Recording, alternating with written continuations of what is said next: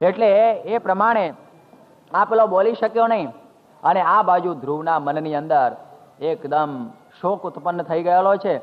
અને એ ધ્રુવ છે એકદમ બિચારો દુખી થઈ ગયેલો છે.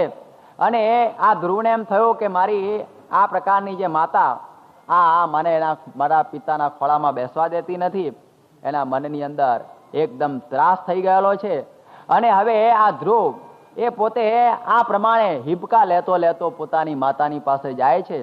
એ વખતે કહે છે કે માતુ સપત્ન્યા સદુરુક્તિ વિદ્ધ સ્વસન ઋષા દંડ હતો યથાહી. જેમ રીતે સાપને કોઈ દંડો મારે ને સાપ આખો ઉભો થઈ જાય, એ રીતે આ તો ક્ષત્રિયનો બાળક હતો ને રજપૂત હતો.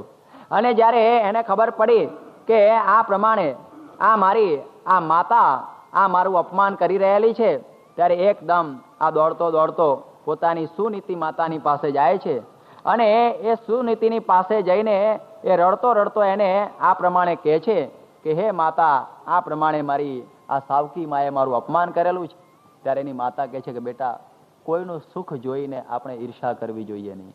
કારણ કે તારા પિતા મને રાણી તો શું પણ દાસી તરીકે પણ માનવા તૈયાર નથી. અને તું અભાગ્યો મારા પેટે જન્મ પામેલો છું, એટલે તારી દશા આવી જ થાય. જુઓ, આ પ્રકારની જે પેલી દુખી થયેલી આવી જે સુનીતિ એ રાજા માટે અમંગળ ઈચ્છતી નથી. આ ભારત વર્ષની સન્નારીની આ ગાથા છે કે સતી હોય કોઈ દિવસે સાપ આપે નહીં અને શંખણીનો કોદાળો લાગે નહીં. કે સતી કોઈ દિવસે સાપ ના આપે. આને ગમે એટલા કષ્ટો પડે પણ એ સહન કરે ભારતની સન્નારી.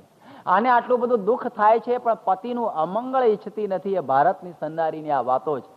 આપ જુઓ કે આટલું બધું થયું હોય કે તમે મહાભારતની વાત સાંભળો, અરે રામાયણની, કે જ્યારે સીતાના ઉપર અનંત કષ્ટો પડ્યા, કે સીતાને પેલો રાવણ લઈ ગયો, અગ્નિ પરીક્ષાની અંદર સીતા પોતે પસાર થઈ ગયા.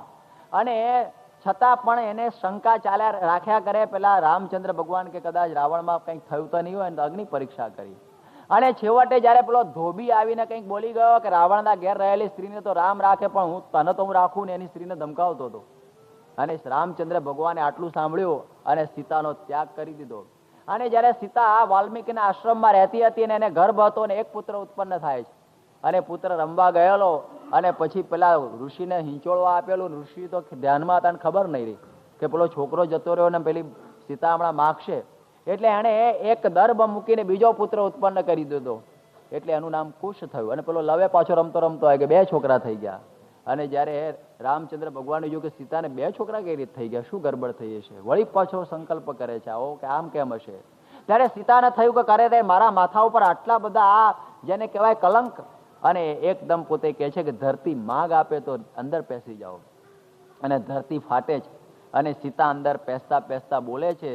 એ રઘુવંશની અંદર કાલિદાસે બહુ સુંદર રીતે કહેલું છે કે 14મા સર્ગની અંદર કે આ પ્રમાણે આ રામચંદ્ર ભગવાને મને આટલું બધું એમના થકી મને દુઃખ થયેલું છે, પરંતુ મારે તો એટલું જ કહેવાનું કે ભૂયો યથા મે જનનાંતરેપી ત્વમેવ ભરતા ન ચ વિપ્રયોગ. કે હે રામચંદ્ર ભગવાન, જન્મો જન્મ તમે જ મારા પતિ થજો, પણ કોઈ દિવસે તમારો મને વિયોગ થશો નહીં. આ ભારતની સન્નારી અહીં તો થોડું આગુ પાછું થયું તરત છૂટાછેડા લે અને કે આને એટલું માગે કે 7 જન્મમાં આનું મોઢું મને દેખવા દેશો નહીં. આવી પ્રકારે આજની સન્નારી માગે છે.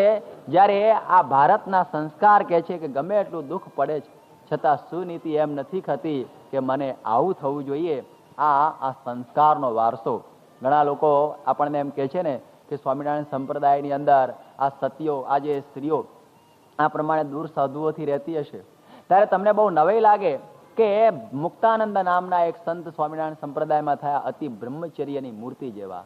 અને મુક્તાનંદ સ્વામી એક સતી ગીતા નામનું એક પુસ્તક લખેલું છે કે સતીના ધર્મો કેવા હોય. એ સતીના ધર્મો માટે એમણે પુસ્તક લખેલું છે.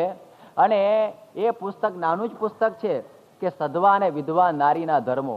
જુઓ, જેને કોઈ દિવસે સ્ત્રીનો સંસર્ગ કર્યો નથી એવા આજીવન બ્રહ્મચારી.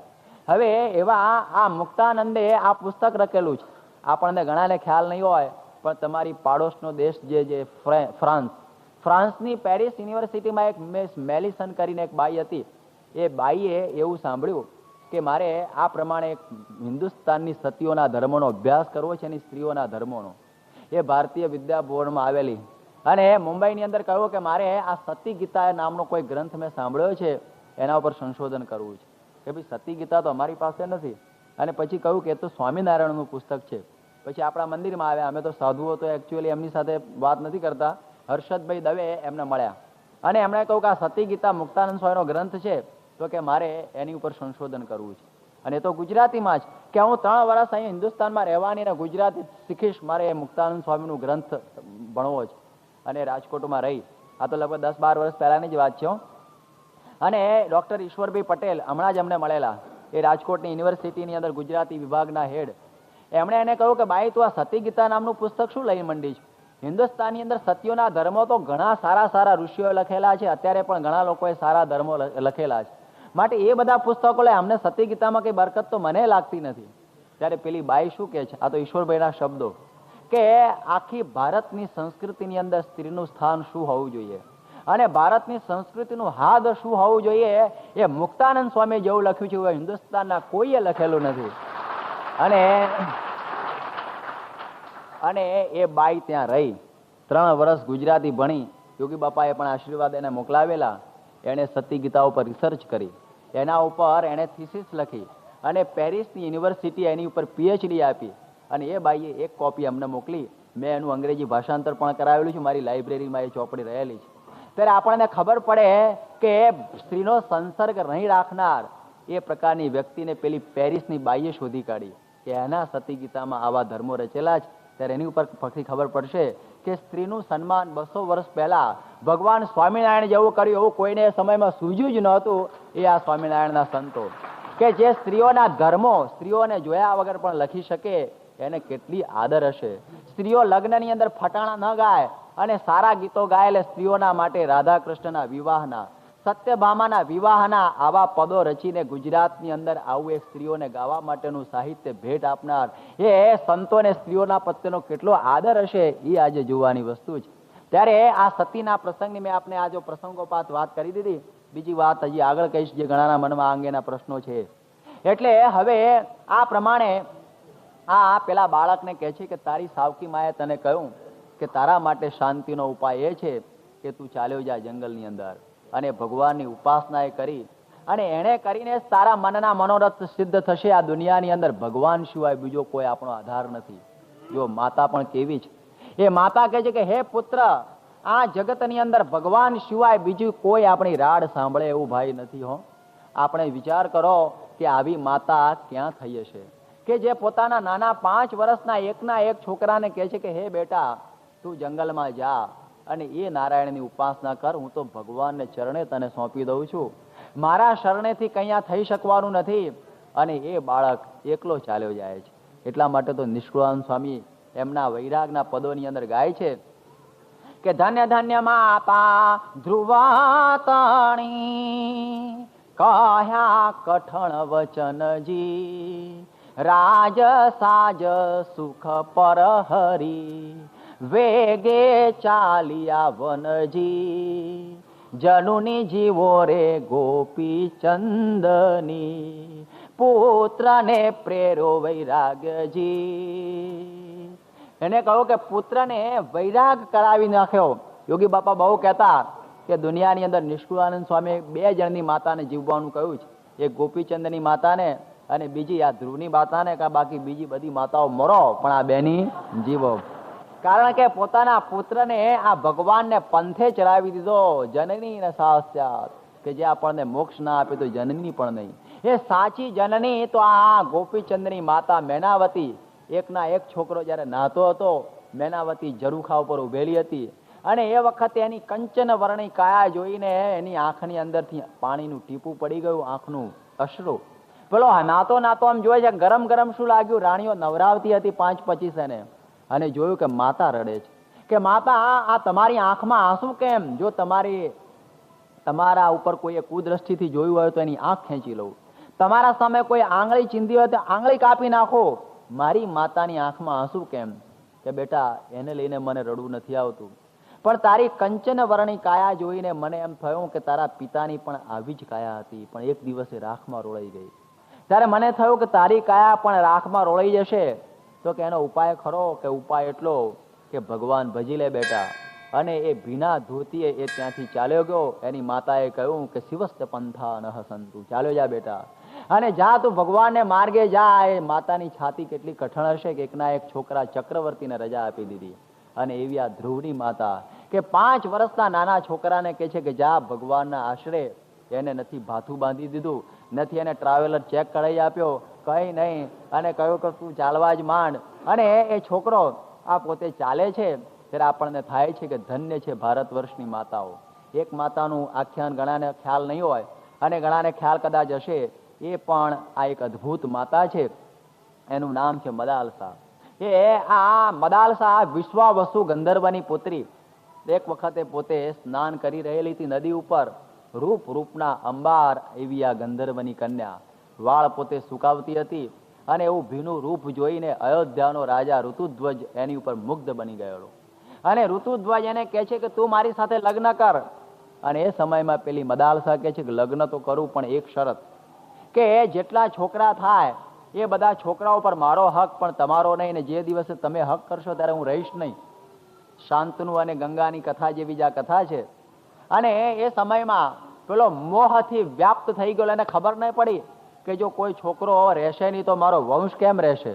પહેલાના સમયમાં વંશની ચિંતા બહુ કરતા, પણ જયારે માણસને મોહ વ્યાપી જાય છે ત્યારે એને વિવેક રહેતો નથી. મોહાંધ, એ મોહથી અંધ બની ગયેલો આજે ઋતુધ્વજ રાજા એને કહે છે કે હું હા પાડી દઉં છું. જો માણસને મોહ વ્યાપી જાય ને ત્યારે માણસને કશું જ ભાન રહેતું નથી.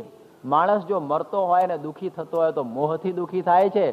જેને મોટા મોટા શત્રુઓ મારી ન શકે, જેને મોટા મોટા આ બધા બોમ્બ અને આટલી બધી સત્તાઓ મારી ન શકે, એ માણસ જો ખલાસ થઈ જતો હોય તો શેમાંથી થાય છે? મોહની અંદરથી. આ પ્રસંગોપાત આપણે વાત કરું કે સુંદ અને ઉપસંદ નામના આ 2 મહાભયંકર 2 ભાઈઓ હતા, અસુરો હતા. અને ત્રિલોકીને અંદર હાહાકાર મચાવી દીધેલો. ભગવાન પણ થાકી ગયેલા કે આને કોઈ દિવસ જીતાયો નથી. જેટલું કંઈ લડવા જઈએ બધાને જીતી જાય, ત્યારે કે એને મારવો કઈ રીતે? એટલે એ સમયની અંદર ભગવાને ઉપાય કરો કે કંઈક બીજો ઉપાય કરો. એટલે એમણે દુનિયાભરમાંથી તલ રૂપ લીધું. હો, દરેકની અંદરથી તલ રૂપ લઈને એક અપ્સરા બનાવી, જેનું નામ તિલોત્તમા નામની અપ્સરા બનાવીને મોકલી દીધી ત્યાં. અને અપ્સરા ત્યાં આગળ પહોંચી ગઈ ને અદ્ભુત રૂપમાં જોઈને પેલો સુંદ મુગ્ધ થઈ ગયો. અને સુંદ કહે છે કે તું મારી સાથે લગ્ન કર. અપ્સરા કહે છે ચોક્કસ લગ્ન કરું, પણ તમારો ભાઈ ઉપસુંદ પણ મારી પાછળ મુગ્ધ બની ગયો છે. એ પણ કહે છે કે તું પણ મારી સાથે લગ્ન કર. ત્યારે પેલી તિલોત્તમાએ કહ્યું કે જુઓ, હું 2 માંથી એકની સાથે લગ્ન કરું, 2 ન કરું. તમે નક્કી કરો એટલે હું પરણી લઉં. ત્યારે પેલો સુંદ કહે છે કે જો આની સાથે હું લગ્ન કરીશ, કારણ કે હું મોટો છું, એટલે મારે લગ્નનો હક પહેલો થાય. ત્યારે પેલો નાનો ભાઈ કહે કે તમે મોટા છો તો નાના ભાઈને રાજી રાખો, જો મને પરણાવી દો, તમે પછી પરણજો. હવે આ તો આમ થોડું વિવેકની વાતો થઈને પછી બંનેનું દિલ તૂટી ગયેલું એની ઉપર. એટલે પછી બંને બોલાબોલી થઈને પછી તો બોલાબાલીમાંથી મારામારી જબરજસ્ત થઈ ગઈ. અને 2 જણા એટલું બધું લડ્યા, 2 બળિયા હતા, 2 મરી ગયા. 2 લડાઈમાં મરી ગયા. ને પેલી એ તિલોત્તમા રૂમ ઝૂમ કરતી પાછી સ્વર્ગમાં કુંવારી પહોંચી ગઈ. ના 2 સાફ થઈ ગયેલો. કઈ વાપરવું પડ્યું કે તલવાર, બંદૂક, ગોળી? કઈ એમ્યુનેશન વાપરવાની જરૂર નહીં. એને મારનાર કોણ હતું? મોહ. માણસને મારનાર મોહ હોય છે. જ્યાં દુનિયાની વસ્તુઓ જ્યાં કામ ન કરતી હોય, જ્યાં બોમ્બ ના કામ કરે, ત્યાં માણસ મોહથી મળે છે. રાવણ જેવો રાજવી એ સીતાની અંદર મોહ પામ્યો અને એનું મૃત્યુ થયું, બાકી મરે એવો હતો નહીં. ત્યારે મોહની અંદરથી માણસો મરી જતા હોય છે. એવી રીતે આને પણ મોહ વ્યાપી ગયો, ખબર ના પડી કે મારું શું થશે, અને આ પાડી દીધી. અને કન્યાને પરણીને લઈ ગયો. અને મદાલસાને ત્યાં પુત્રો થવા માંડ્યા. અને મદાલસા પોતે રાજ સંન્યાસીની જેવી હતી તો રાણી, પણ એના અંતર બધું રંગાઈ ગયેલું હતું. એ ભગવાનની ભક્તિથી સભર થઈ ગયેલી. એટલે પેલો પુત્ર નાનો જન્મે ત્યારથી જ એને જ્ઞાન આપવા માંડેલી કે આ મારા કોઈ છોકરાને મારે સંસારમાં પડવા દેવા નથી. અને એમણે કહ્યું કે જો મોટા થશે તો મારી વાત સાંભળશે નહીં. અત્યારથી એને ગથુથીની અંદર મારે આ ત્યાગ અને વૈરાગ અને ભક્તિનો રંગ લગાડવો. એટલે પેલી હાલરડા ગાતી એ પેલી મદાલસા, એ છોકરો એ ઘોડિયાની અંદર સૂતો હોય અને એ સમયમાં એ બધા મધુર કંઠે હાલરડા શરૂ કરે. અને પેલો છોકરો ઘોડિયાની 2 કોર પકડી અને માતાની સામે એક મુગ્ધ ભાવે જોઈ રહે કે મારી માતા શું ગાય છે. અને માતા ગાતી કે શુદ્ધોસી બુદ્ધોસી નિરંજનોસી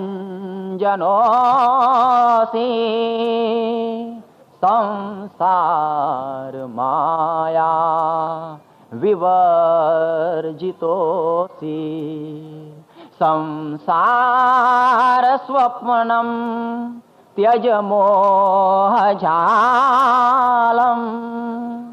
મદાલસાવાક્યમુવાચ પુત્રમ. આ તો સંસ્કૃત, પણ એનું ગુજરાતી હાલરડાના રાગની અંદર કવિએ બનાવેલું છે કે હે પુત્ર કેવો છું તો શુદ્ધોસી બુદ્ધોસી નિરંજનોસી. કે હે પુત્ર તને આ માયાનું વળગણ છે ને એ માતા ગાય છે હાલરડું કે જી રે માતા ભલી રે મદાલસા, જેણે પુત્રોને પોષ્યું છે જ્ઞાન ટાળ્યું અભિમાન હેતે ગાયા હાલરડા. પછી છોકરો રડે ત્યારે શું કે અરે પુત્ર રૂવે તું શા કારણે, તું છે શુદ્ધ ચિદાનંદ ધામ કલ્પ્યું હમણાં નામ હેતે ગાયા હાલરડા. અને પછી કહે છે કે તું જન્મ્યો છું એમ સમજીશ નહીં કે નથી જન્મ મરણ સૂત તાહરું, કહેવા માત્ર તું ભૂપ કુમાર આ ભૂત વિકાર હેતે ગાયા હાલરડા. આ માતા કેવું ગાય છે તમે વિચાર કરો. આવા હાલરડા અત્યારે ક્યાં નવરા છે? અત્યારે તો રેડિયો ચાલુ કરી દે અને છોકરો સાંભળ્યા કરતો હોય એને પડે એને ક્યાં પડી છે કે મારા છોકરાને મારે શું સંસ્કાર આપવા. અત્યારે તો બેબી સીટરનો છોકરો પકડાઈ દીધો હોય, પેલો બિચારો ઊંઘની ગોળી ખાઈને ઊંઘતો હોય અને એને ખબર ના હોય કે મારો છોકરો શું કરે છે ને શું નથી કરતો. એને કોઈ સંસ્કાર આપવાની વાત પડેલી નથી કે પોતાના છોકરાને કયા માર્ગે ચડાવવો. એ બધા ભૂલી ગયેલા છે. પરંતુ તમે વિચાર કરો કે જો છોકરાને જો ભૂલી ગયા કે સમજજો તો સંસ્કૃતિ ભૂલી જવાશે. અને એ માતા પોતે કહે છે તું એમ સમજીશ નહીં કે હું તારી માતા છું, કે કોણ માત અને કોણ તાત છે, કોણ ભગિની ને ભ્રાતા છે, કોણ જૂઠું સર્વે જાણ હેતે ગાયા હાલરડા. આ તો હાલરડું બહુ લાંબુ ચાલે એવું છે, પણ મારે ઘડિયાળ પણ લાંબી ચાલે છે. એટલે હવે આટલો ભાવાર્થ તો સમજી લઈએ કે માતા એને સમજાવે છે ને પેલો છોકરો સાંભળે છે. એ શબ્દો એના કાનની અંદર પેસી જાય અને એ છોકરો મોટો થાય અને સંસારો ત્યાગ કરીને ચાલ્યો જાય. જુઓ, નાનપણથી સંસ્કાર મળે, મોટા થયા પછી સંસ્કાર મળતા નથી. એટલા માટે તમારા છોકરાઓને બાળ મંડળમાં મોકલજો. કારણ કે એક જ ઉપાય છે કે માતાઓને તો પડેલી નથી, પરંતુ જેની અંદર અનંત જનનીનું હેત વહે છે એવા સ્વામી આ સર્વના માતા સ્વરૂપ છે. એને ચિંતા છે કે આ છોકરાઓને મારે સંસ્કારના માર્ગે ચડાવવા છે. એટલા માટે તો કહે છે કે આ ત્વમેવ માતા ચ પિતા ત્વમેવા, ભગવાનને માતા પિતા કહીએ છીએ કારણ કે અનંત પ્રકારનું હેત એને જ. એટલે આજે એમ આપણે સમજવું કે આ પ્રમાણે આપણે આ બાળકોને સંસ્કાર ન આપીએ તો કેવી ખરાબ દશા થઈ જાય છે કે જે આ બધું જ ભૂલી જાય. કૃષ્ણશંકર શાસ્ત્રી અમને એક વખત વાત કરતા, એ પોતે લોસ એન્જલિસની અંદર ગયેલા અને એક સભા આવી ભરાયેલી, જેમ આવા નાના નાના છોકરાઓ બેઠા છે ને એમ પેલા બધા પોતાના ખોળામાં પોતાના છોકરાઓને લઈને બેઠેલા. એ વખતે એમણે કહ્યું કે અત્યારે તો તમે તમારા છોકરાઓને લઈને ખોળામાં બેઠા છો, એનું કારણ શું છે કે તમે લોકો હિન્દુસ્તાનની ધરતીથી સંસ્કાર લઈને આવેલા છો એટલે તમે અમારી કથાઓમાં આવીને બેસો છો. પરંતુ યાદ રાખો કે આ તમારો છોકરો તમારા ખોળામાં બેઠેલો છે. એ આવતીકાલે એના છોકરાને ખોળામાં લઈને બેસશે કે કેમ એની મને શંકા છે. કારણ કે જો તમે અહીં આગળ રહીને પણ જો ધર્મ નહીં સાચવો, અહીં આગળ રહીને જો તમારા બાળકોને સંસ્કાર નહીં આપો તો બીજી સભા મને આવી જોવા મળશે નહીં. 25 વર્ષ પછી આ બધા બાળકો આ ખોળામાંથી ઉડી જવાના ગમે ત્યાં. એટલા માટે તમે ધર્મ જેટલો સાચવશો એટલા આ છોકરાઓ આ સંસ્કાર સાચવશે. અને આપણે પણ જોયું છે કે અમેરિકાએ દોડ મૂકી અને દોડની અંદર એ ચંદ્ર સુધી માનવને પહોંચાડી દીધો. પુશ બટન વોર સુધી પણ વાત પહોંચી ગઈ. પણ એને શંકા પછી છેલ્લે ગઈ કે આપણે બધું કર્યું પણ આ બટન દબાવવા વાળો માણસ તૈયાર કર્યો નહીં.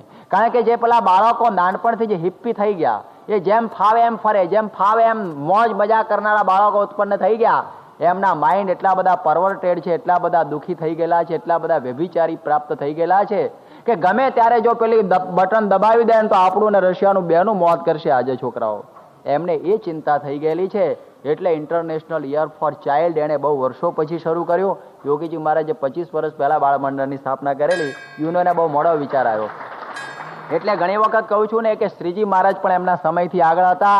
યોગીજી મહારાજ ને પ્રમુખ સ્વામી પણ એમના સમયથી ઘણા આગળ છે, કે જે લોકો આ બધા સંકલ્પો કરે છે એના વિચારો એમણે પહેલાથી કરેલા.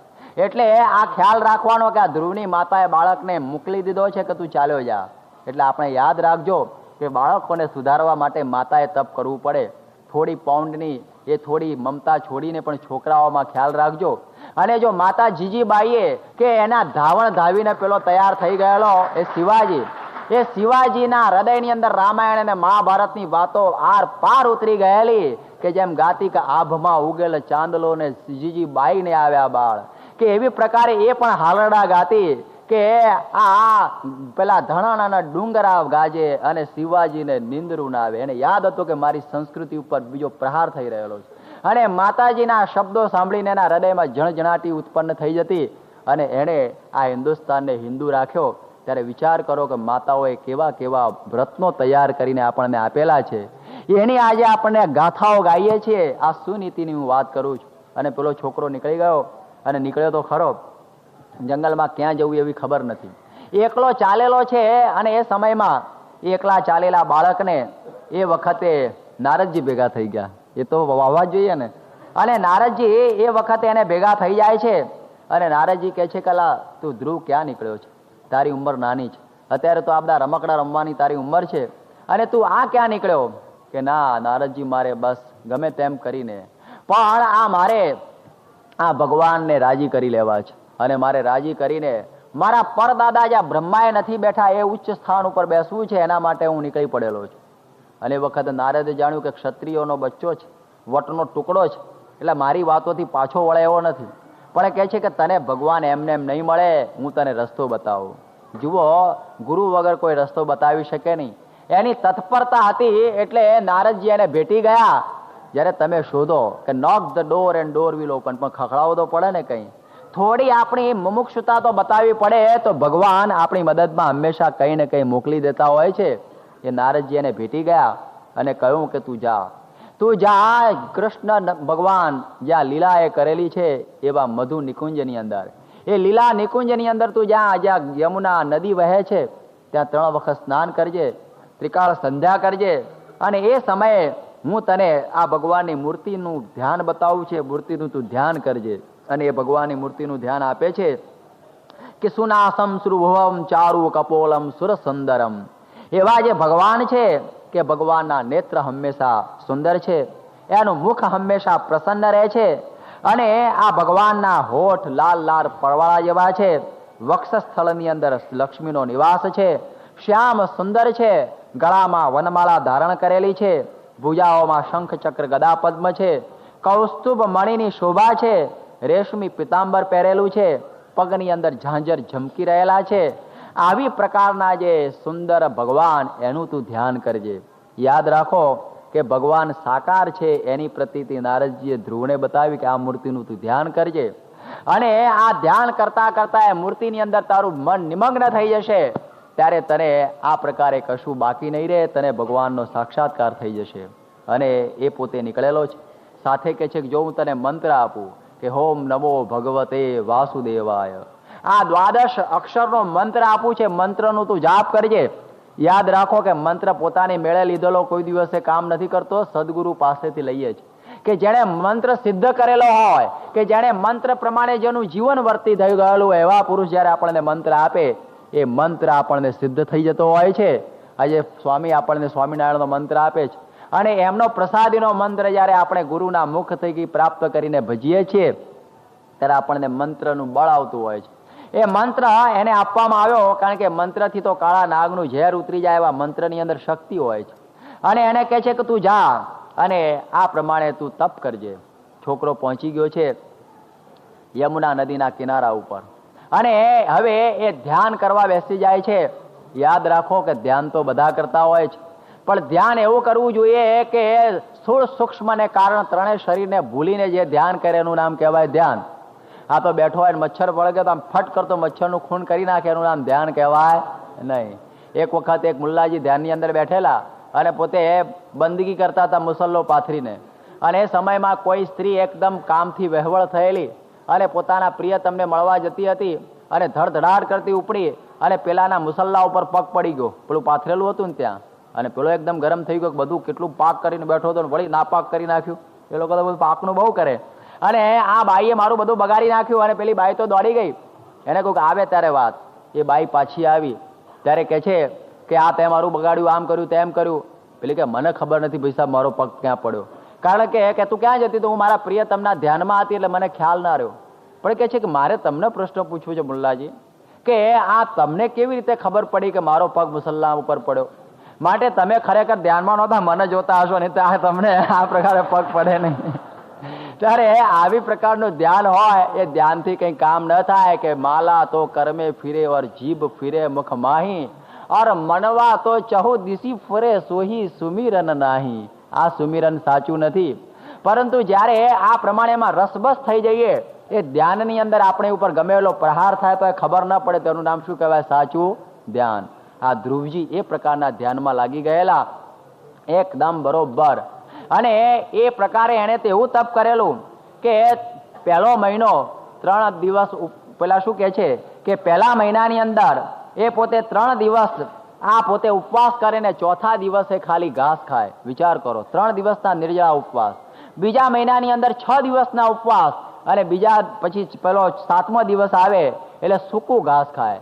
વળી પાછો 3જો મહિનો આવ્યો, 9 દિવસના ઉપવાસ, અને 10મા દિવસે કેવળ પાણી. પછી જયારે આગળ મહિનો થયો ત્યારે 12 દિવસના ઉપવાસ અને કેવળ વાયુ ભક્ષણ કરીને રહેવા માંડ્યા. ત્યારે ભગવાન પણ ત્રાસી ગયા. કરર આટલું બધું તપ. અને ધ્રુવના તપે કરીને ભગવાન એકદમ પ્રસન્ન થઈ જાય છે. એનું તપ એવું હતું. જુઓ, એક 6 મહિનાના તપની અંદર 5 વર્ષના બાળકે ભગવાને પ્રસન્ન કર્યા. પણ તત્પરતા હતી, શ્રદ્ધાવાન, સંયત ઇન્દ્રિય અને તત્પરહ, આ 3 લક્ષણો એની અંદર હતા. આવા લક્ષણોથી જયારે ભગવાનની ભક્તિ કરીએ ને ત્યારે ભગવાન આપણને પ્રસન્ન થાય. હો, બાકી તો આપણે ધ્યાન કરવા બેઠા માળા સ્વામિનારાયણ સ્વામિનારાયણ સ્વામિનારાયણ ફેરવા બેઠા હોય, સ્વામી કોઈ વચમાં કંઈ બોલવું નહીં, ઊભું થવું નહીં. અને આપણે ઘરમાં એક જણ બેઠેલો ભજન કરતો હતો, અને એ વખતે એક કૂતરું આવ્યું અને દૂધ ખુલ્લું રહી ગયેલું, અને કૂતરું દૂધમાં મોઢું નાખવા જતું હતું. નાના થયું કે જો હવે ઊભો નહીં થવું તો મુશ્કેલી, તને ઊભું તો થવાય નહીં, તો બધી માળા ખોટી થાય, મંત્ર બંધ થાય નહીં. પણ હતો માણસ મારા જેવો હોશિયાર, એટલે સ્વામિનારાયણ સ્વામિનારાયણ કરતો તો સ્વામિનારાયણ, કૂતરું ભાગી ગયું. એટલે પેલાના મનમાં એમ થયું કે બરોબર છે, આપણે કઈ ફેરફાર કઈ કરેલો નથી ને કામ બરોબર થયું. ખુશ થઈ ગયો કે મારું ધ્યાન બરોબર રહ્યું ને કઈ કામ થયું, બગડ્યો નહીં. એવી રીતે પછી તમે 6 મહિના શું પણ 6 જન્મ સુધી કૂટો ને તો કે ભગવાન નવરા નથી કે ત્યાં દર્શન આપવા આવે. અને આ ધ્રુવને 6 મહિનાની અંદર આ ભગવાન આ પોતે આ દર્શન આપી રહેલા છે. અને એ વખતે આ વાત હવે ટૂંકમાં આપણે પૂરી કરીએ છીએ કે ભગવાન જયારે દર્શન આપે છે એ વખતે ધ્રુવ એક પગે ઉભો ધ્યાનની અંદર હતો. અને જ્યાં ભગવાન આવ્યા અને જયારે ભગવાનના દર્શન થયા, દંડની જેમ એ પોતે નીચે પડી ગયો. અને એ વખતે હું પહેલો શ્લોક બોલું છું, એ શ્લોક હવે એ વખતે એવું થયું, એના મનમાં એમ થયું કે મારે ભગવાનની સ્તુતિ કરવી છે, પણ 5 વર્ષનો છોકરો ભણેલો નહીં, સ્કૂલમાં ગયેલો નહીં, એટલે એને સ્તુતિ તો આવડતી નહોતી. ભગવાને પોતાનો વેદમય શંખ એના ગાલ ઉપર અડાડ્યો, અને જેવો ગાલ ઉપર પેલો શંખ અડ્યો અને તરત જ વેદની એટલે શ્રુતિની ધારા નીકળવા માંડી. અને પોતે આ બોલવા માંડ્યો કે અંતઃ પ્રવેશ મમ વાચમિમામ પ્રસુપ્તામ સંજીવયત્યખિલ શક્તિધર સ્વધામ્ના અન્યાંશ્ચ હસ્તચરણ શ્રવણત્વગાદિન પ્રાણાન્નમો ભગવતે પુરુષાય તુભ્યમ.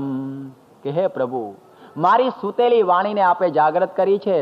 મારા આંખ, નાક, કાન, પગ આ બધી જ શક્તિ શબ્દ ઇન્દ્રિયોની અંદર આપણે ચેતના ભરેલી છે.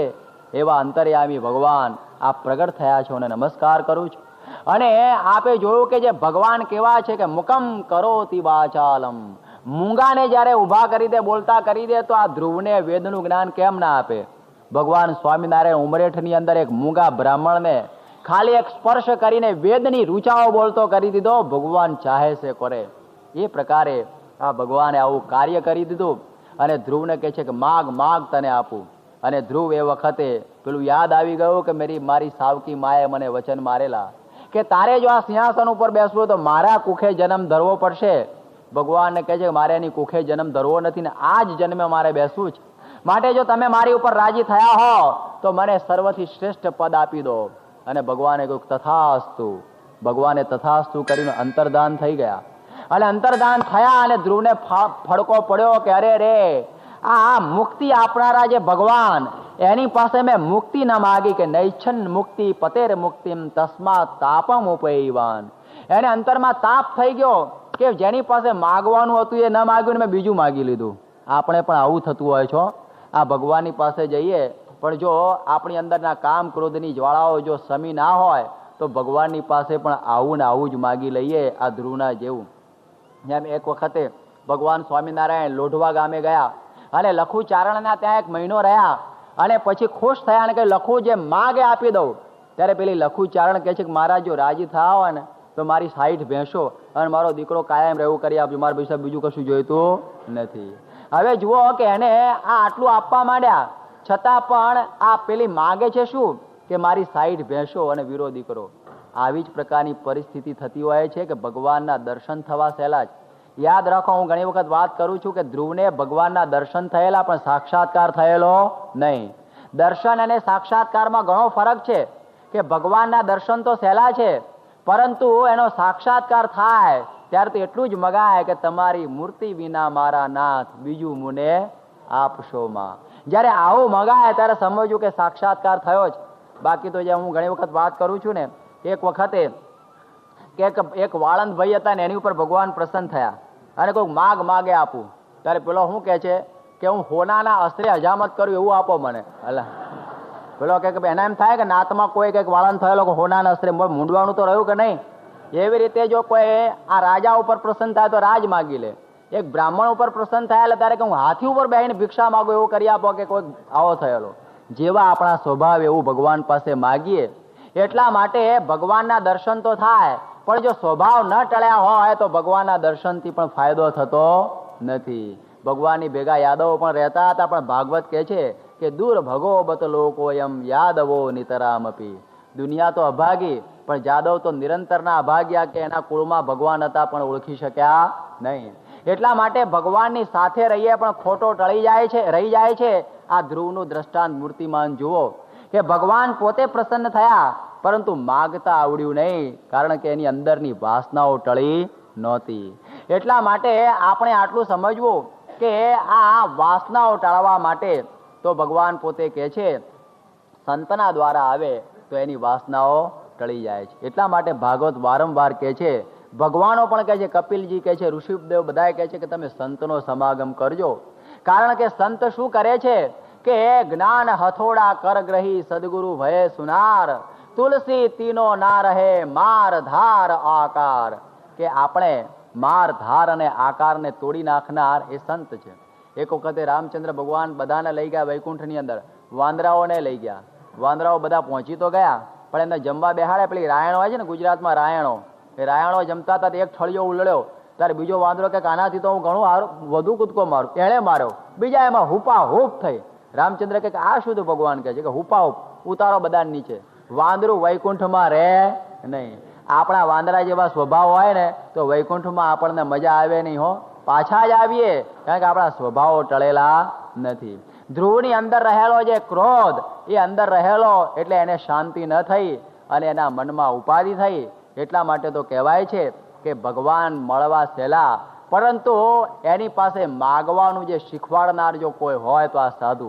એટલા માટે જ્યારે સાધુનો સમાગમ કરીને કામ ક્રોધ બધું જ્યારે ટળી જાય અને પાછી જ્યારે સંતને એને ભગવાનની પાસે મૂકે ત્યારે કહે કે ભગવાન તમારી મૂર્તિ વગર મારે કશું જોઈતું નથી. જેમ ભગતજી એવું માગી લીધું એવી પ્રકારે આ માગવાનું શીખવાડે છે સંત.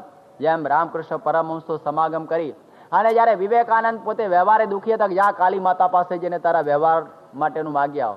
એ માતા પાસે ગયો અને પછી તો કહે છે કે મને તમારી ભક્તિ આપજો, બીજું કંઈ જોઈએ નહીં. 3 વખત મોકલ્યો પણ 3 વખત ભક્તિ સિવાય બીજું માગ્યું નહીં કારણ કે રામકૃષ્ણ પરમહંસનો એને સમાગમ લાગી ગયેલો. આ પ્રકારે આ ધ્રુવે વરદાન પ્રાપ્ત કર્યું પણ મનમાં શાંતિ થઈ નહીં. એ પાછા આવે છે. પાછા આવી અને પિતાને મળે છે. પિતાને પણ શોક થયેલો, માતા સુરુચિને પણ શોક થયેલો. સુનીતિ તો આનંદથી વિભોર થઈ જાય છે અને પોતાના છોકરાને જોઈને એના સ્તનમાંથી એની મેળે દૂધની ધારા છૂટી જાય છે. એને રાજના સિંહાસન ઉપર બેસાડી દે છે. ઘણા વર્ષો સુધી ધ્રુવ પોતે રાજ ઉપર રહે છે.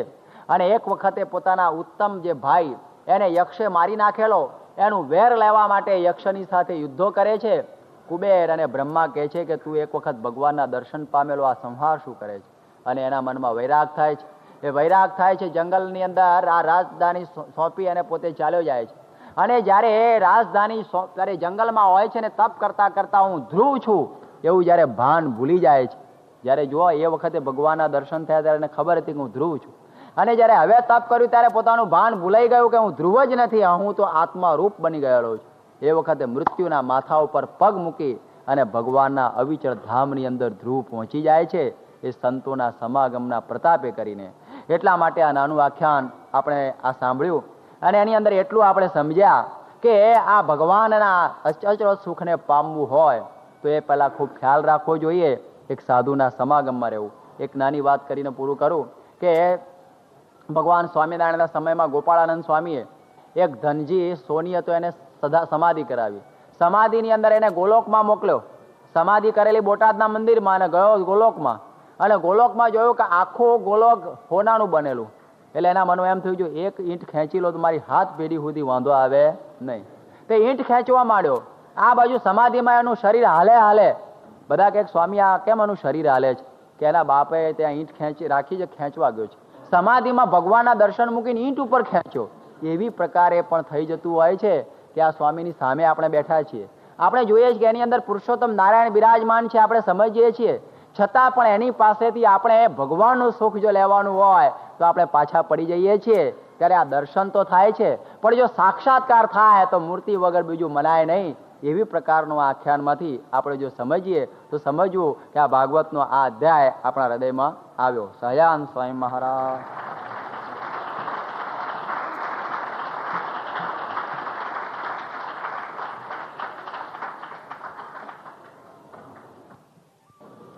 વંદે શ્રી પુરુષોત્તમં ચ પરમં ધામાક્ષરં જ્ઞાનદમ વંદે પ્રાગજીભક્તમેવ મનઘમ બ્રહ્મસ્વરૂપં મુદા વંદે યજ્ઞપુરુષદાસચરણં શ્રીયોગિરાજં તથા વંદે શ્રી પ્રમુખં ગુણા લય ગુરુ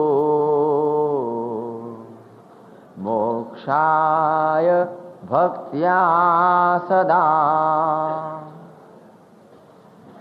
શ્રી સહજાનંદાય નમો નમઃ. શ્રી અક્ષર પુરુષોત્તમાય નમો નમઃ. શ્રી રાધા કૃષ્ણાય નમો નમઃ. શ્રી ભગતજી મહારાજાય નમો નમઃ. શ્રી શાસ્ત્રીજી મહારાજાય નમો નમઃ. શ્રી યોગીજી મહારાજાય નમો નમઃ. શ્રી પ્રમુખ સ્વામી મહારાજાય નમો નમઃ.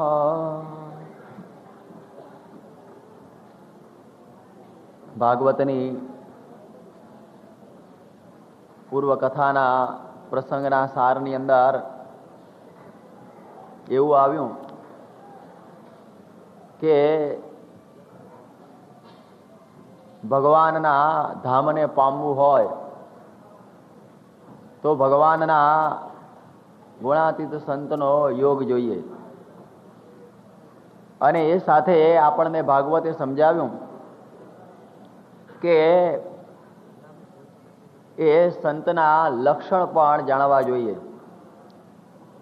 અને જો આપણને એના લક્ષણ જાણ્યા ના હોય તો પછી આ મોક્ષ માર્ગની અંદર બહુ મોટી ખોટ આવી જાય છે.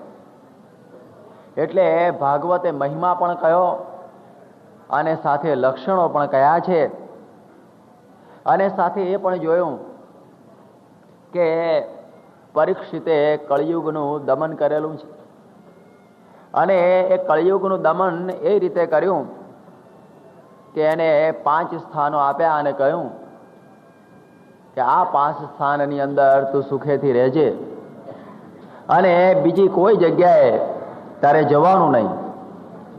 અને કળિયુગ એ આજ્ઞા આજની તારીખ સુધી પાળી રહ્યો છે કે જ્યાં આગળ જુગાર નથી, જ્યાં આગળ દારૂ અથવા કોઈ વ્યસનો નથી, જ્યાં હિંસા અથવા માંસનું ભક્ષણ નથી, જ્યાં વ્યભિચાર નથી, ત્યાં કોઈ દિવસે કળિયુગનો પડછાયો પણ પડતો નથી. એવો અનુભવ આજે આપણને થઈ રહેલો છે. અને ત્યાર પછી આપણે એ વાત જોઈ કે માને કરીને કેટલી કેટલી ખામી થઈ જતી હોય છે. માનથી દક્ષ પ્રજાપતિનું આખું મસ્તક એ બકરાનું થઈ ગયું એ જોયું. કેવો મહાન આ દોષ. અને સાથે એ પણ જોયું ધ્રુવના આખ્યાન દ્વારા કે ધ્રુવની માતા એણે પોતાના પુત્રને નાની ઉંમરની અંદર વનની અંદર મોકલી દીધો અને કહ્યું કે સર્વ દુઃખોની એક દવા હોય તો એક ભગવાન છે. અને એમણે એમ સમજાયું કે વૈદ્યો નારાયણો હરિ. આ લોકના દુઃખો અને પરલોકના આ પહોંચવાની અંદર દુઃખ કરતા એવા જે સ્વભાવ, એ પ્રકારના આ બધા દુઃખો છે એની દવા એક ભગવાન છે. અને એનું શરણું એ જ શાંતિનું એક સાધન છે. અને 5 વર્ષના પોતાના કુમળા બાળકને એણે જંગલની અંદર મોકલી દીધો અને નારદજીના યોગ દ્વારા એ ભગવાનને પામે છે. અને સાથે એ જોયું કે ભગવાનને તો પામ્યો, છતાં એના હૃદયમાંથી ક્રોધ ગયેલો નહીં. પોતાની એ સાવકી માના આ વચનો એના હૃદયમાં આ ઘર કરી ગયેલા. એટલે ભગવાનની પાસે મુક્તિ ન માગતા એણે અવિચળ પદ માગ્યું. એટલે જુઓ, એ મુક્તિપતિની પાસે એણે મુક્તિ ન માગી, એક અવિચળ પદ. યા ધ્રુવનો તારો આજે પણ આપણે જોઈએ છીએ. અને એ ધ્રુવનો તારો આપણે જોઈએ છીએ, એ ધ્રુવ. પરંતુ જ્યારે આ બ્રહ્માંડનો નાશ થશે ત્યારે એ તારો પણ રહેવાનો નથી.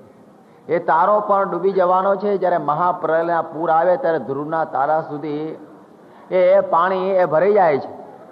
ત્યારે કોઈ વસ્તુ અચળ રહેતી નથી આ બ્રહ્માંડની. છતાં એણે આ લોકની વસ્તુને માગી લીધેલી છે. ત્યારે આપણને એમ થાય છે કે ભગવાનના દર્શન થતા પહેલા જો સાધુના સમાગમમાં રહીએ તો ભગવાન પાસે શું માગવું એની આપણને એ સમજણ આપે છે. અને એ સાધુ એવી સમજણ આપે છે કે ભગવાનની પાસે એમની મૂર્તિ સિવાય બીજા કોઈ લૌકિક પદાર્થોને માગવા જોઈએ નહીં. અને એ આખ્યાનને સાંભળ્યા પછી હવે આપણે આગળ જઈએ છીએ કે મનુ અને શતરૂપાના 2 પુત્રો, એમાં ઉત્તાનપાદની કથા આપણે થોડી સાંભળી લીધી. અને એ ઉત્તાનપાદના પછી હવે જે એ કથા આવે છે એ ઉત્તાનપાદના વંશની. એ ઉત્તાનપાદના જે પુત્ર ધ્રુવ, અને ત્યાર પછી એ વંશની અંદર ઘણા પ્રતાપી રાજાઓ પણ થયેલા છે. અને એ પ્રતાપી રાજાઓની અંદર પૃથુ નામે પણ એક મહાપ્રતાપી રાજા થયા. અને એ પૃથુને ભગવાનનો અવતાર ગણવામાં આવે છે. અને એ પૃથુએ આ પૃથ્વી જ્યારે પોતે રસકસ અંદર છુપાવી દીધા હતા ત્યારે એણે આ પૃથ્વીને આ બાણ મારવાની તૈયારી કરી કે જો તું પૃથ્વી આ બધા રસ અને કસ જો તું ખેંચી લઈશ તો બધા મનુષ્ય દુઃખી થઈ જાય, દુષ્કાળ પડી જાય, દરેક રીતે આ પૃથ્વી ઉપર કોઈને ખાવા ધાન ન રહે. એટલે પૃથુ ભગવાને કૃપા કરી અને આ પૃથ્વીને આ પ્રમાણે ડરાવી અને આપણા માટે આ ધન ધાન્યથી ભરપૂર પૃથ્વી કરી આપી. એ પણ એ ભગવાન પૃથુનો પ્રતાપ. આવો મહાન એક અવતારી કાર્ય એમણે કર્યું. એટલા માટે ભારત વર્ષે જેણે જેણે આવા મહાન કાર્યો કરેલા છે જનના ઉપયોગના, એને અવતાર તરીકે ગણેલા છે. અને એ દૃષ્ટિથી પૃથુને પણ અવતાર ગણ્યા. એમણે જ્યારે 100 યજ્ઞ કરવાનો સંકલ્પ કરેલો, 99 યજ્ઞ તો થઈ ગયા અને 100મો યજ્ઞ કરવાનો હતો, અને 100મો યજ્ઞ જો બરોબર સફળતાપૂર્વક પાર પડે તો ઇન્દ્રે પોતાનું ઇન્દ્રાસન ખાલી કરવું પડે એવી પ્રણાલિકા પહેલા હતી. એટલે ઇન્દ્રને એમ થયું કે જો આ 100 યજ્ઞ પૂરા કરશે તો મારા સ્થાન ઉપર આવી જશે. એટલા માટે તો કે છે ને કે આ ભય કેવો છે કે માણસ ઊંચા સ્થાન ઉપર ચડેલો હોય તો પણ એને ભય રહેલો છે. એટલા માટે કે છે રાજ્ય ચ્યુતિ ભયમ. ભર્તુહરિ કે છે કે જો તમે સામ્રાજ્ય પ્રાપ્ત કરેલું હોય તો એમાંથી હું પડી જઈશ એનો ભય હોય છે. એક વખતે કોઈ મોટી ખુરશી ઉપર બેસી ગયા હોય તો એને એમ થાય કે મારે છોડવી નથી, અને એ સમયે એને એ ભય થાય છે કે કોઈ આવીને આ મારી ખુરશી છીનવી ન લે. એટલા માટે આવા ભયો બધા ચારે તરફ હોય છે. આ ભયથી ભરેલી દુનિયા છે. ચારે તરફ તમે જુઓ તો લોકોને જુદી જુદી પ્રકારનો ભય. ઘણા રૂપાળા હોય એ લોકોને એમ થાય કે આ મારું શરીરનું રૂપ આ તો થોડા દિવસ પછી વિલય ન જાય. એના માટે કેટલા બધા કાયા કલ્પના પ્રયોગો કરતા હોય છે લોકો રૂપ ટકાવવા માટે, કે આ મારું રૂપ છે એ આવું ને આવું રહે. એટલા માટે કેટલી પ્રકારના એને પ્રયોગ કરવા પડતા હોય છે. પણ યાદ રાખો કે ભય આ આગળ રહેતો જ નથી. એ તમારું રૂપ હંમેશા એ રહેવાનું નથી. એ તો 4 દિન કી ચાંદની ઓર ફિર અંધારી રાત. એ થોડા જ દિવસ પૂરતું રૂપ હોય છે. ક્યારે કરચલી પડી જાય, ક્યારે વાળ સફેદ થઈ જાય, ક્યારે આ દાંત આ બધા ચાલ્યા જાય, ક્યારે શરીર શીર્ણ થઈ જાય, એ માણસને ખબર પડતી નથી. એ ગમે એટલું ટકાવવા પ્રયત્ન કરે, ગમે એટલો ભય રાખે, પણ એ આ જવાનું જ છે, એક નિશ્ચિત છે.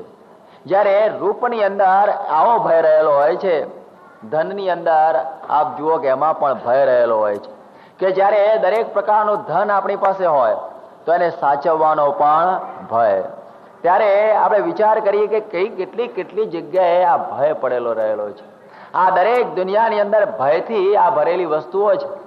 એક વખતે ગોરખનાથ અને મચ્છેન્દ્રનાથની વાત આવે છે કે જ્યારે મચ્છેન્દ્રનાથ કામરૂ દેશની અંદર કોઈ સ્ત્રીઓના સંસર્ગમાં ફસાઈ ગયેલા, ત્યારે ગોરખનાથ એમને બચાવવાને પાછા વાળવા જાય છે.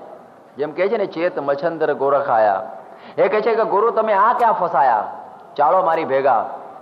અને ગુરુ તો થયું કે હવે આ ચેલો મારી પરીક્ષા કરવા આવ્યો, ચાલો એની ભેગા જઈએ. પણ પેલી સ્ત્રીએ 2 સોનાની ઈંટો એમને આપેલી અને કહ્યું કે આ ઈંટો તમે સાચવી રાખજો, કામ આવશે. અને એનું પોટલું વાળીને પછી ગોરખનાથે કહ્યું કે બેટા ઉઠા લે ઉસકો. ગોરખનાથે ખબર નહીં કે અંદર શું છે, એના મનમાં હશે કે ગુરુની વસ્તુ. અને જ્યારે જંગલની અંદર જતા હતા ત્યારે પેલા મચ્છેન્દ્રનાથ એને પૂછે કે બેટા ઇસ જંગલ में कुछ ભય નહીં હે ને? ત્યારે કહે છે કે ગુરુને આપણે બે ફક્કડ છીએ, એવો ભય શું થવાનો હતો? આમાં આપણને ભય જેવું હોય નહીં. પણ આ ગુરુ પૂછે એટલે કે ના, ભય કશો નથી. એમ કરતા તો એ લોકો આગળ ગયા. વળી ગામ આવ્યું અને વળી પાછી જંગલ આવ્યું. ત્યારે પૂછે કે બેટા ઇસ જંગલ में कुछ ભય નહીં હે ને? ત્યારે કહે છે કે ભય તો કશો છે જ નહીં, પણ ખબર ના પડે કે વારે વારે ગુરુ ભય શું પૂછે છે. તો એક વખત એક જંગલમાં ગયા અને ગુરુ સંડાસ જવા ગયા, ટોયલેટ. ત્યારે એને પેલું પોટલું ખોલ્યું તો 2 સોનાની ઈંટો. હો ભય તો બધો ભેગો જ છે. એટલે એને એ 2 ઈંટો ઉપાડી સોનાની અને કુવામાં ફેંકી દીધી. અને કુવામાં ફેંકી દીધી. ગુરુ પછી સ્નાન બાન કરીને આગળ ગયા અને વળી જંગલ આવ્યું અને કહ્યું કે બેટા ઇસ જંગલ में कुछ ભય નહીં હે ને? અરે કે ગુરુજી મેં ભયને તો બહુ લગભગ 2 માઇલ ઉપર ફેંકી દીધો છે, માટે ચિંતા ના રાખો, હાલવા જ માંડો આપણે 2 જણા. કારણ કે પેલું ધન હતું એટલા માટે ભય હતો. એ જ્યારે ધન જતું રહ્યું ત્યારે એને ભય કશો રહ્યો નહીં. એને ભય જેવી કોઈ વસ્તુ રહેતી નથી. જેમ આ પ્રમુખ સ્વામી ફરતા હોય, હવે ગમે એટલું એનું પોટલું આખો દિવસ ફેરફાર કર્યા કરે ચોર, મળે શું એની અંદર? એની અંદર તુંબડી પત્તર માળા. હવે એને લૂંટાઈ જાય તો એને ભય નથી ને, ભલે મંજીરા વગાડે ને ભલે માળા ફેરવે, આપણો શું વાંધો છે? ઉલટું સારું થશે એનું. ત્યારે આ ભર્તુહરિ કહે છે કે વૈરાગ્યમ એવા ભયમ. જે વૈરાગ્ય છે એનું નામ શું કહેવાય? અભય. એ સિવાય દુનિયાની બધી જ વસ્તુઓ ભયાન્વિતમ, ભયથી ભરેલી આ વસ્તુઓ છે. એટલા માટે આપણે આ વૈરાગની વ્યાખ્યા શ્રીજી મહારાજે કહી છે કે વિષયની અંદરથી રાગ નીકળી જાય એનું નામ શું કહેવાય? વૈરાગ. એ વિષયમાંથી રાગ નીકળી જવો જોઈએ. બાકી ભલે ને વસ્તુ આપણી સાથે રહેતી હોય એનો કઈ બહુ ચિંતા નથી, પણ જ્યારે એ પડી જાય, ખોવાઈ જાય તો પણ આપણા મનની અંદર પછી હશે ભગવાનની ઈચ્છા. એમ સમજે તો એને આ શાંતિ રહે. નહીતર તો બહુ ચિંતાની અંદર જીવન પસાર કરતો હોય છે. જેમ એક ફકીર જતો હતો અને પછી રસ્તામાંથી એને એક દોરડું મળ્યું એટલે પોતાના ખભા ઉપર નાખ્યું અને થોડી વાર મસ્તીમાં ચાલતો હતો ને દોરડું પડી ગયું. એટલે એને ચિંતા થઈ કે દોરડું ક્યાં ગયું. પછી એને વિચાર કર્યો કે ભલે ને આપણું દોરડું પડી ગયું, એમ સમજ્યું કે રસ્તા પાયા નહોતા, આપણે રસ્તો મળ્યો જ નહોતો, તો રસ્તામાં પડ્યું હતું લગાવ્યું હતું, હવે જેવું મળ્યું હતું એવું ખોવાઈ ગયું. જો એમ સમજે તો એને પછી કોઈ પણ પ્રકારે અશાંતિ થતી નથી. નહીતર તો માણસને અશાંતિ થતી હોય છે.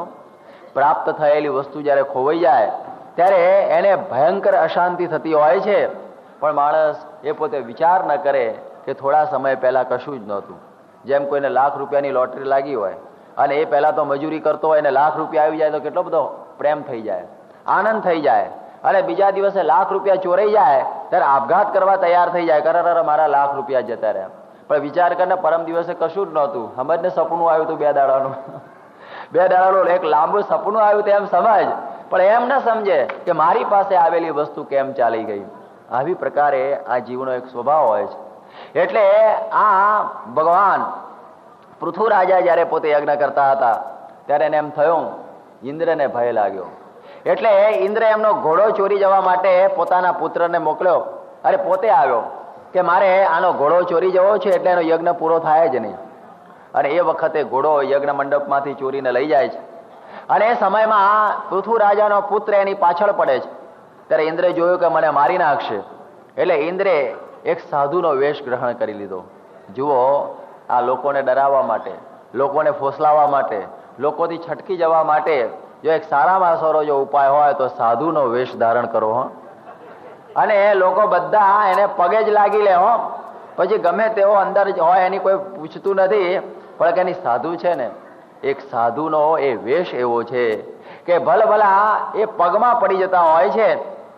આ ઇન્દ્રે સાધુનો વેશ ધારણ કર્યો એટલે પેલા જે પૃથુના દીકરાને થયું કે આ તો સાધુ છે એટલે મારે મરાય નહીં.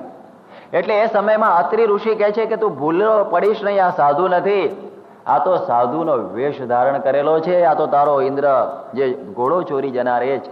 ત્યારે તરત એની પાછળ પડ્યો અને ઇન્દ્રને થયું કે હવે મને મારશે. કારણ કે આને ગુરુ મળી ગયા છે કોઈ કહેનારા કે તું ભૂલીશ માં ધોળે ભગવે, કે ધોળે ભગવે તું ભૂલીશ નહીં. આ સાધુતાના લક્ષણ જોજે પણ વેશ જોતો નહીં.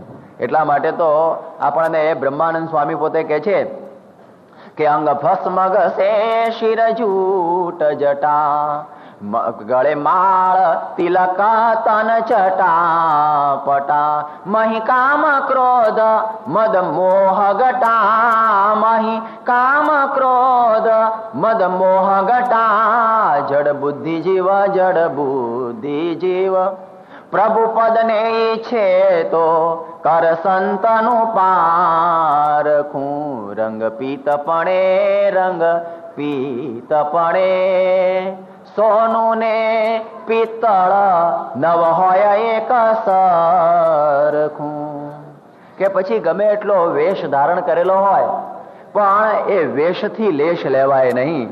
કે આપણે એમ સમજીએ કે મેં સાધુનો વેશ ધારણ કર્યો એટલે હું સાધુ થઈ જાઉં, એમ કોઈ દિવસે સાધુ થવાતો નથી. જેમ પેલા ભવાયા હોય છે ને દેશની અંદર જે બધા નાટક કરનારા, એ પછી એ નાટક કરનારા રાજાનો વેશ લે. અને રાજાનો વેશ લઈ અને પછી આ સ્ટેજ ઉપર આમ આનંદ કરતા હોય. હવે તમે જુઓ કે બોલી ને ઠોલી બધું રાજા જેવું જ હોય, એના કપડા બપડા બધું જ રાજા જેવું હોય. તમે ભૂલી જાઓ કે આ કોણ છે. રાજાના જેવો વેશ હોય. પણ આ કે છે ને કે આ સુખ શું કે દામ હુકમનું દુઃખ. એને પૈસા એના મળે એનો હુકમ પણ કોઈ માને નહીં. બાકી રાજા ખરો પણ ખાલી સ્ટેજ ઉપરનો રાજા, બાકી એનું કશું હુકમ ચાલે નહીં અને એના વચને કંઈ કાર્ય પણ થઈ શકે નહીં. એટલા માટે નિષ્કાળાનંદ સ્વામી કહે છે કે વેશે લેશ લેવાય નહીં અને રાજા સાહેબનું સુખ, કે આપણે આ વેશથી એનું સુખ લેવાય નહીં. આપણે આ વેશ ધારણ કરેલો હોય પણ જયારે નાટક પૂરું થઈ જાય પછી થાળી લઈને ફેરવા કે મૂકજો પૈસા 2-5 રૂપિયા કે. એટલે અત્યારે તો રાજા હતો ને એ તો કે પેલા સમય પૂરતો હતો, અત્યારે તો પછી હતો એવો ને એવો. વળી થાળી લઈને ફરવા માંડે ભવાયો કે આની અંદર પૈસા મૂકો. ત્યારે તમે વિચાર કરો કે વેશ ધારણ કરવાથી કંઈ કાર્ય થઈ શકતું નથી. એટલા માટે આ વેશ સાધુનો એ લેવાતો નથી. યાદ રાખો, આ સાધુનો વેશ લઈએ એને કરીને સાધુતા આવી જતી નથી. એ તો અંતર આ રંગાવવું જોઈએ.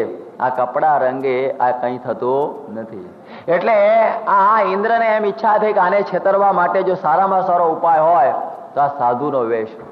જેમ રાવણને પણ સીતાને છેતરવી હતી અને એનું હરણ કરવું હતું, ત્યારે એ તો બહુ મોટો જોરદાર હતો, ગમે એટલા વેશ ધારણ કરે. પણ એમણે જાણ્યું કે જો સાધુના જેવો વેશ એકે નથી, માણસો એમાં જ ભૂલા પડશે, બીજામાં ભૂલા પડવાના નહીં. અને રાવણે ખાસ સ્પેશિયલ સાધુનો વેશ ધારણ કરી અને એ સીતાને ભોળવી અને પોતે લઈ ગયો. એટલા માટે આ વેશ સારો પણ છે અને સાથે સાથે એની અંદર નુકસાન પણ ઘણું છે. કારણ કે એવા કેટલાય લોકો આવા હોય અને ભોળાજનોને એ ઠગી જતા હોય છે. એટલા માટે તો શ્રીજી મહારાજે આપણને લક્ષણો બતાવેલા છે કે લક્ષણો ઓળખજો. પણ તમે આ કપડા બપડા અને ઠાઠ માઠથી કોઈ દિવસે અંજાઈ જશો નહીં. અને જયારે પેલો એને ખબર પડી ગઈ કે આ છોકરાને ખ્યાલ આવી ગયો છે આ પૃથુના કુમારને કે હું ઇન્દ્ર છું, એટલે તરત જ પોતે અદ્રશ્ય થઈ ગયો ને ઘોડો મૂકી દીધો. એને એ વખતે સાધુના જેવો વેશ ધારણ કરેલો, એટલે કે જટા ધારણ કરેલી, ભગવા વસ્ત્ર ધારણ કરેલા, આવી પ્રકારે ઇન્દ્ર ધારણ કરેલું.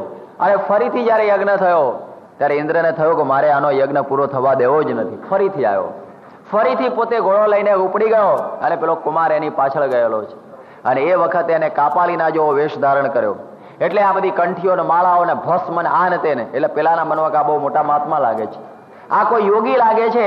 એટલે વળી પાછો વળી જાય છે. મહર્ષિ અત્રિયને કહે છે કે ભૂલો પડીશ નહીં, આ ઇન્દ્ર છે. કોક બતાવનાર હોય ને તો જ માણસ આ સાધુતાને ઓળખી શકે, નહીં તો ગોળ અને ખોળ બધું એક થઈ જાય. એને બધું એક થઈ જતું હોય છે. પણ જયારે એવા કોઈ પુરુષ એને બતાવે કે આ સાધુતાના લક્ષણ નથી, આ તો વેશ છે, અને એ વેશથી વળી પાછો પેલો ચેતી જાય છે અને એને મારવા તૈયાર થાય છે. ઇન્દ્ર પેલો મૂકીને ચાલ્યો જાય છે. એવી રીતે 3-4 વખત એને જુદી જુદી પ્રકારના સાધુના વેશ લીધા. કોઈ વખતે દાઢી વાળો, કોઈ વખતે હાવ મુંડન, કોઈ વખતે આ પ્રમાણે કપાલીના જેવો વેશ, કોઈ વખતે વળી પાછું આમ બિહામો કાન ફટો વેશ કે કાન ફાડેલો હોય એવો વેશ, કોઈ વખતે આ પ્રમાણે આમ બિહામણો વેશ સાધુનો. આવા ઘણા પ્રકારના સાધુના વેશ ઇન્દ્રે ધારણ કર્યા. ત્યારે એ સમયની અંદર હવે જોયું કે આ બધા પાખંડ વેશ, અહીં ભાગવત કહે છે કે આ બધા પાખંડ કે જે અંદર સાધુતા નથી છતાં પાપસ્ય ખંડાની પાખંડ, કે પાપના ખંડ જેવા, પાપના ભાગ જેવા આ બધા એને વેશ ધારણ કર્યા. અને જોયું કે આ ઇન્દ્રને અટકાવીશું નહીં તો કેટલાય પ્રકારના વેશ ધારણ કરશે અને પૃથ્વી ઉપર આવી જ પ્રકારની સાધુતા આવી જશે. આ જે તમને કંઈક આવી પ્રકારની સાધુતા જ્યાં દેખાતી હોય તો સમજવું કે ઇન્દ્રના વેશનો આ પ્રભાવ છે, કે ઇન્દ્રે જે વેશ ધારણ કરેલો એની અસર આજે ઘણા આ ભગવાધારી કે બીજા ત્રીજાઓમાં પણ દેખાતી હોય છે. કે જે વેશ સાધુનો ધારણ કરતા હોય અને સ્ત્રી અને ધનની અંદર આસક્ત રહેતા હોય ત્યારે કે છે કે એનાથી કોઈ દિવસે આત્યંતિક કલ્યાણ થઈ શકે નહીં. કારણ કે એની વૃત્તિ તો પેલામાં હોય છે. એટલા માટે બ્રહ્માનંદ સ્વામી તો બહુ કડક શબ્દોની અંદર આવી સાધુતાને વખોડી દેતા વાતો કરતા હોય છે કે કંઠી ધાર ટીકા કી આ ભેખ નિકા બને ઠીક ઠીકા ચલે રાવને મેં સબે પાય લાગે ધરે ભેટ આગે બહુ ચાતુરી લોક બોલાવને મેં જ્ઞાન બોત જાને કરે બાત સાખી બોત શીખી કરે જ્ઞાનત બાત તીખી બહુ રીત જાને ગુણ ઠાવને મેં બ્રહ્માનંદ કહે જ્ઞાન બોત જાને તેરા તાન તો રાંડ રીઝાવને મેં. હવે આવું બોલે એટલે બાવા લાકડી ન લે તો બીજું શું લે? એવી પ્રકારે આ બ્રહ્માનંદ સ્વામી બોલતા કે કંઠીઓ પહેરેલી છે, આ પ્રમાણે તિલક આડાવડા ઉભા ચિતા બધા બનાવેલા છે અને વાતો બહુ સુંદર કરતા હોય, સાખીઓ બહુ સારી બોલતા હોય, લોકોની સરભરા બહુ સારી કરતા હોય, પણ કે છે કે તેરા તાન તો રાંડ રીઝાવને મેં, એનું તાન આ સ્ત્રી તરફ હોય. એટલા માટે એવાઓથી આ કલ્યાણ ન થાય એ વાત આપણને આ પૃથ્વીરાજાના આખ્યાનની અંદરથી ખ્યાલ આવે છે. અને એ વાત એમણે બહુ સ્પષ્ટપણે સમજાવી દીધી કે આવા વેશધારીથી બહુ ચેતતા રહેજો, અને જો નહીં ચેતો તો તકલીફ થશે. એવી રીતે ભગવાન સ્વામિનારાયણ એક વખતે પોતે લાંગણજ ગામની અંદર હતા અને એ ગામની અંદર એક પટેલને કહ્યું કે તમે આ બીજા સત્સંગી કહ્યું કે ભાઈ અમારા ત્યાં મહારાજ આવ્યા છે માટે તમે દર્શન કરવા આવો. કે તમારા મહારાજ પરચો બતાવે છે? કે પરચો તો કે બતાવતા નથી, પણ એ તો આ ભગવાનની અંદર જોડવાની વાતો કરે છે કે અમારા ત્યાં મહાત્મા આવેલા છે અને એ પરચાવાળા છે. ત્યારે શ્રીજી મહારાજે કહ્યું કે અમે તો પરચો કરતા નથી,